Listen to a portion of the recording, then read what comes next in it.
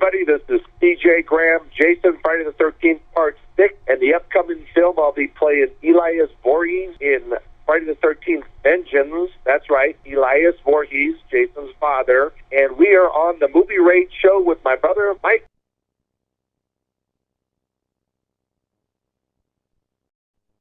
It's time for the movie rating. Tonight's victim is actor CJ Graham, Jason Voorhees from Friday the 13th Jason, as well as Friday the 13th Vengeance as Elias Voorhees. Hello. Excited about talking to you about the Movie Rage Show. I'm kind of excited to talk a little bit about maybe the fan film Friday the 13th Vengeance.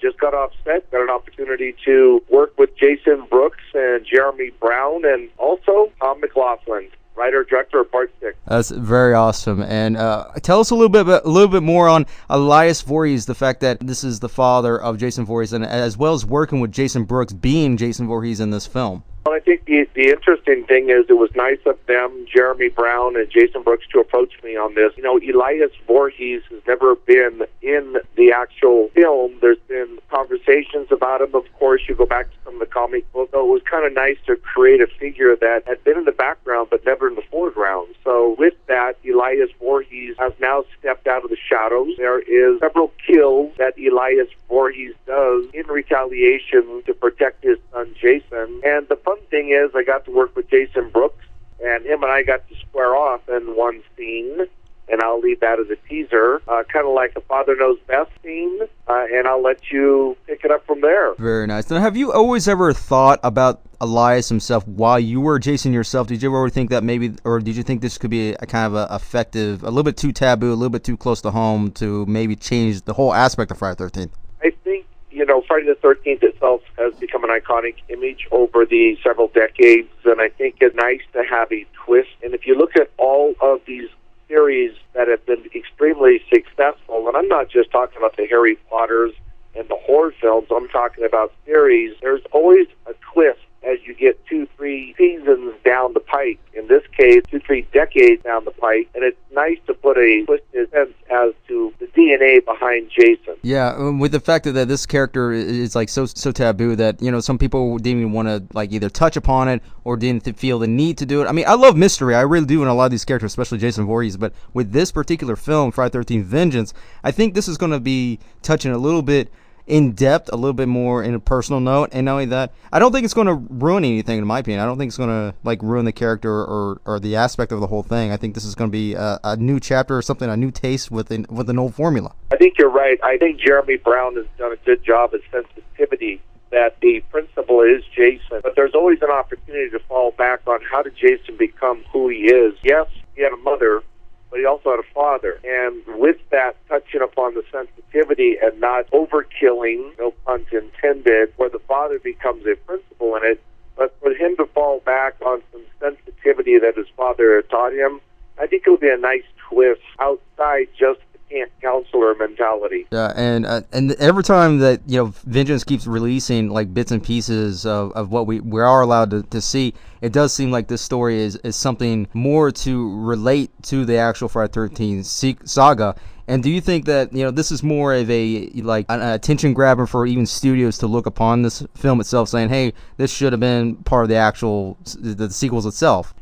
Two answers to that. Number one, unfortunately, it's been 10 years, and our fan base has been extremely loyal over that decade waiting. And so I'm hoping that the major studios take a look at how this is received so positively, and it gives them an opportunity to get out there and say, you know what, we've got to get this moving forward. We owe it to the people that have been so loyal to us since 1980 to move forward with a positive role of Jason as a character.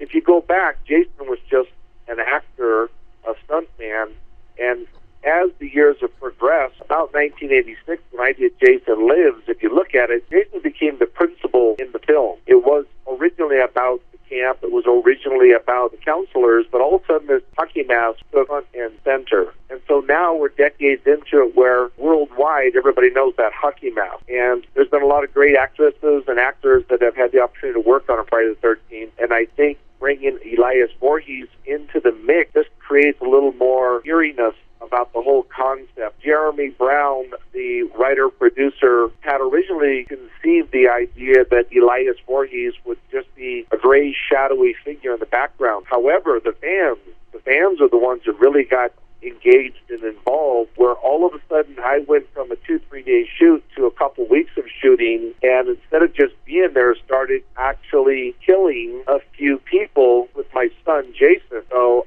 the fans are the ones that got the Elias Voorhees bugged, and we're hoping that just becomes, a piece of the Jason as he goes forward. Oh, I totally agree. And Jason Lives, I think, in my opinion, with Jason Lives, I think Jason has a more better sculpted as a character with this particular film, because you see him like better instincts in terms of killing. You see him, he's more brutal. You see he's a heck of a lot smarter compared to the victims themselves. And you see a little bit of curiosity, like the scene with the RV. Like you see him, the two teenagers about to fornicate, and then he's like, what's that all about? And then, or particularly the scene where he goes in the girls' cabin, the little girls, and he's looking at the kid like he doesn't know what to do here. And I think that's true. I mean, the main thing, Jason has never as a character harmed a child. Himself being a child that was harmed, I think he's got that sixth sense to have a protective nature for children. However, the people that did him wrong, he has a revengeful pattern of retaliation, and I think that's kind of where this has gone. As far as the Elias Voorhees, he's going to be an interesting character, because Jason Brooks, who plays the Jason in Vengeance, and I are a very similar size, and the photographer on set, per Jeremy Brown's instructions, had us stand side by side facing off, kind of like a WWF fighters, and we were both in full wardrobe, and of course there's a light behind us, and it's a pretty eerie looking photo. It also just happens that at night, one night, we had a full moon with a clear sky, and Jeremy himself used his personal phone and a flashlight to get a great photo of Elias Voorhees' full wardrobe with, 3 months worth of beard and this long stringy hair, and of course this trench leather coat that they have me wearing. And it's a pretty great photo that Jeremy Brown himself came up with. What are your thoughts on the fact that you yourself have been Jason Voorhees? Not only that, you worked with another Jason Voorhees, which was the late great Steve Dash, and now you're working with what I call a new age Jason Voorhees. But, and the fact is, he looks like he's doing really well playing this character as well. Can you give your insights a little bit between Jason Brooks' style and then having to work with Steve Dash within the brief moments that you did have? Let's remember that Steve Dash has told everybody that if he knew today what he knew back then, none of us would have had a job, because he'd have played Jason all the way through. And that's a quote with a couple big words in there that Steve liked to use. So with the secondary question as far as Jason Brooks, I look at Jason going back kind of as Richard did in Part 3. He was very charismatic. He worked very well in the wardrobe. Jason Brooks himself, we've had a few conversations, because he has asked a little bit of advice here and there, because he doesn't want to do wrong to the character. He doesn't want to step into a role that myself, Ken, Kane, Derek, or any of us have done, and to do shame to the part because of the character. So he's been very well informed, inquisitive, asking questions, to include when he goes out to do these conventions to promote the movie, how he approaches even our youngest fans of 5, 6, 7 years old to those that are in their 70s. So I think the nice thing about Jason is he's looked back as Richard Brooks and Ted White, seeing how everybody has played the part, and used them as role models so that he would make sure that he represents the Jason character with class and style all the way through. Yeah, that's awesome too, because a lot of times, especially when they're making new films like remakes or something like that with an iconic character like that, they just look at the films and then see the style of the film, the structure of the film, but they don't really examine the characters or the people who actually portrayed these characters, from if it was more than one person. They just play with it, and then they think it's going to be dark and scary, and they think they're going to sell off the crowd with that, but that's not the case. I think exactly, and with this film, for instance, again, my character grew from just a couple quick days of shooting into a couple weeks. And to me, I always look at things positively. My personal self, I just donated what was to be my salary to the Shriners Children's Hospital, the Seattle Burn Unit. And one thing about that is that's very close to a good friend of mine, Kane Hodder, with him having his terrible ordeal many years ago from a bad stunt, where the burn unit is something that's close to his heart also. Yeah, I'm glad that he's still kicking, and the fact that he's still supporting everything that he still believes in, as well as the Jason Voorhees character, yourself, and everybody else involvement. So really good stuff. But when it comes to these with the passive of horror films in the last couple years, do you think that horror has gone to almost like an intervention on trying to reinvent horror? I don't know if it's a reinvention. I think what's happened, Mike, over the past 10 years with technology, IT, high definition, Wi-Fi, camera coverage, it's become much more accessible to a larger group, a larger foundation. And I think if you start talking about Friday the 13th at an open conversation, you probably will be surprised how many people are hard closet people that will say, I love Friday the 13th, but they don't have a normal conversation about it until somebody in the group says, I grew up on Friday the 13th. So I think what occurred is the platform, the media, the social media platform has become so easily accessible for a larger group of fans that it's had a domino effect. And I think on top of that, the accessibility of being able to do a film like Vengeance using Kickstarters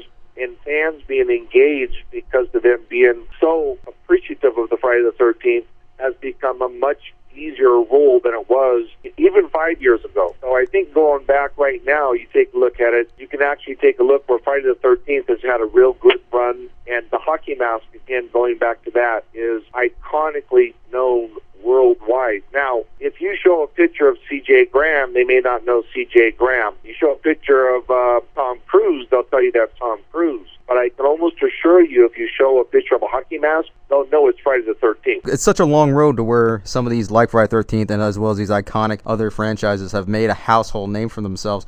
But speaking of which, how would you define between the difference of a cult following and a horror trend? Well, I think the words following and trend have two different meanings. A trend is a 10-year venue, something's going to happen, kind of like ripped jeans in the 80s was a trend. Well, it's back. Now, a cult following is something that's been there and never left, but again, it's gotten on a broader scale, as I said, with the social media. I think the Friday the 13th carries both of those tendencies. I think along with the fact that the Friday the 13th itself, anybody can play Jason because of the hockey mask. It doesn't matter if you're tall, medium, purple, green, or blue. You put a hockey mask on and you can be Jason. And I think that's the attraction for the masses. You know, you don't have to be anything spectacular, a brainiac, or special. Put a hockey mask on and you can go into cosplay of who you want to be as Jason. And again, Jason has never had malice to young people, so that's a very positive. And Jason has only had malice to people that did him wrong. Again, I think that's just proven a point that Jason has carried over generation to generation. And I've had people that are in 3 generations come up to me to take photographs, and I mean people that are 7 years old, people that are 25 years old, and then the grandparent who's in their 60s. All at the same time. The Jason concept, the Halloween concept, Freddy Krueger and Leatherface have the iconic generational concept for generations, decades, that they have had a popularity and will continue to be.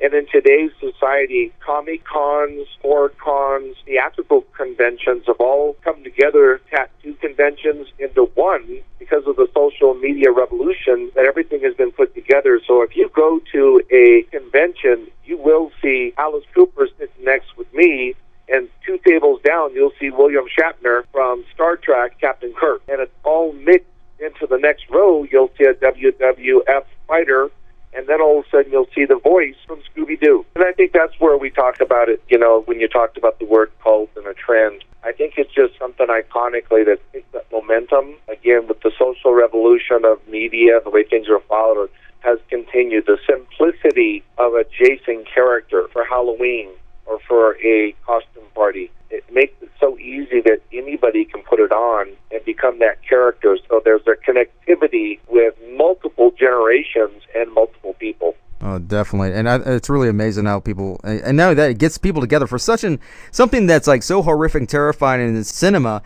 Everybody's getting together, playing as these characters, and just having a good, fun time. It is true. And if you take a look how well the video game, it's just amazing. Again, another generation coming through with technology advancing as it has become, that there's another room of engagement of people that are now into the video games and now would have never known about the Jason or the Friday the 13th if it hadn't been for that genre to come together. We got a couple submitted fan questions if you got some time. Sure, let's do it. This one is, believe it or not, is Sean Lutzis. And he says, what the hell happened to the Raiders in London last year?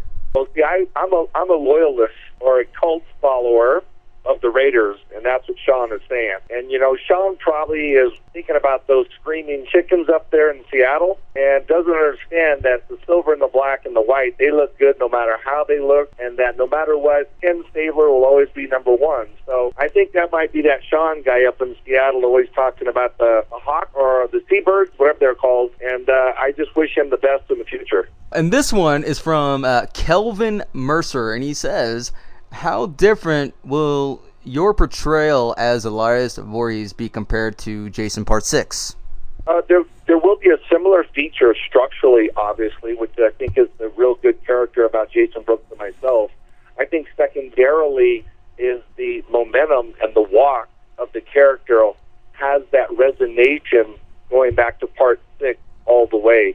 So I think the fans, when they see me stalking some of the hunters that I kill and a couple characters, they're going to see a very similar stalk that Jason once had in Part 6. There's also a scene where I kill a police officer, a sheriff, and how I physically take her body and break it. I think will bring back some of the Part 6 character that was truly about the force of the nature of power rather than the blood and guts. And that's really cool, because I'd rather the nature of power rather than just pure blood and guts, and then just for the viewer to focus on that point rather than it's like, oh my gosh, like this guy is no joke, don't mess with this guy. And I think I like that about it, because the character itself did not require a lot of dialogue. It was a minimal amount of very direct dialogue. It was more physical features with the longer hair and the beard, the strong sarcasm, like towards the graveyard digger, that he should keep that to himself. But at the same time, it's almost like a Rambo type of person that just doesn't stop, but doesn't say too much, but enough to get the communication across. Kelvin Mercer also asks, have you ever had interest in taking a part of another role in horror icons such as Michael Myers or even Leatherface?